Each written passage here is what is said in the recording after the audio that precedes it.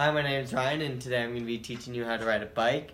The first thing, obviously, about the bike is both your tires need to be full of air. I've already pumped this tire full of air, but this one's going to need some air. So the first thing you got to do is, see this right here? It has a little cap on it right there. Sometimes this might be an actual cap, but either way, once you untwist it, it'll end up looking like this, and when you press it, a little bit of air will come out. So what you do with that is you take your bike pump. They all look somewhat similar to this.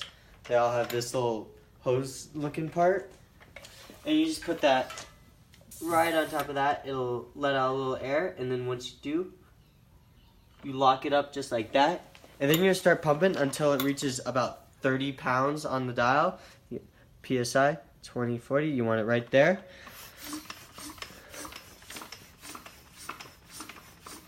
Go.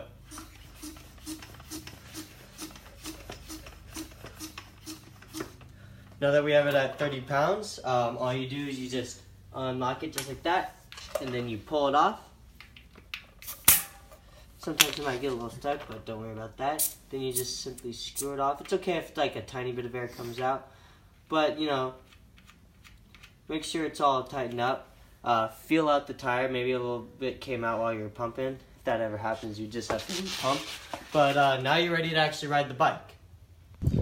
Okay, so the first thing about riding the bike, unless you're on a soft grass field like this, you have to wear a helmet, especially if you're on pavement or a trail, mountain biking or something. But anyways, first thing you want to do when you start riding your bike is you want to find a position that is comfortable to get your push off on the bike. Me, I like to push off on my right, even though I'm a lefty. You know, some people are goofy-footed. Whatever's comfortable for them will work.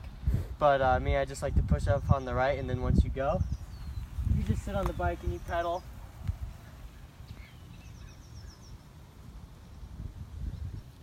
Okay, so once you get it down, just pedaling straight and turning a bit, one thing you can do for more control so that you can have more variety with the way you ride your bike is standing up on your bike.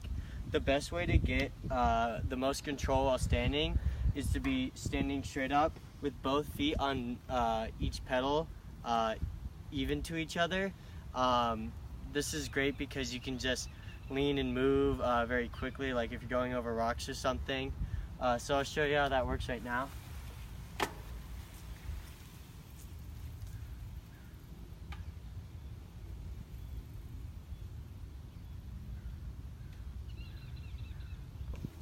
Okay, so the next thing about your bike is most bikes, especially if they're about, I believe, 28 inches or larger as far as the wheels go, is you're going to have two sets of brake, one in the back and one in the front.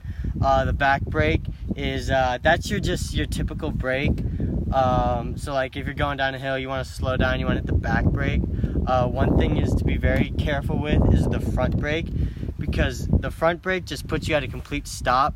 If you're going very fast and you hit it, you're going to go over the handlebars, which is about the worst thing you can do. The front brake is mainly just for, like, you know, you come down to a stop and you need to stop a little bit quicker than you already are. So you just hit the front brake and you're done. Next thing all bikes have is they have gears. So you have front gears and back gears. The front gears, they're right here. Yeah, they're usually in a 1, 2, and 3. So the 1, that is your lightest gear. So the lightest gear is going to be mainly for riding uphill.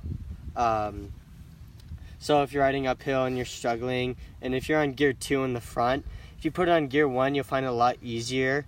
Especially when you do ride uphill, you want to be sitting on the bike. You can stand to get a little bit more power, but just to make sure you don't use too much energy too fast. You just sit, put in a light gear, and you're good.